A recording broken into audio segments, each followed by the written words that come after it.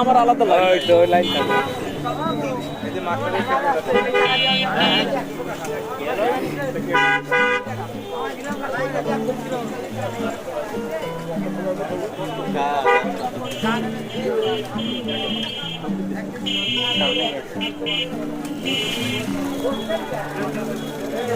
সম্মানিত রেলবাজারের ব্যবসায়ী ভাইরা,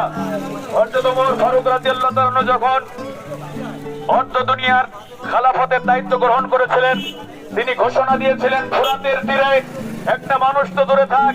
একটা কুকুর যদি না খেয়ে মারা যায়, আমি ওমরকে আল্লাহর আদালতে হিসাবের কাঠগড়ায় জবাবদিহি করতে হবে। সেই চেতনা থেকেই তিনি ঘোষণা দিয়েছিলেন, পাহাড়ের চূড়ায় চূড়ায় খাদ্য কণিকা বিছিয়ে দাও, ইসলামী রাষ্ট্রের সীমানায়, ওমরের রাষ্ট্রের সীমানায় যেন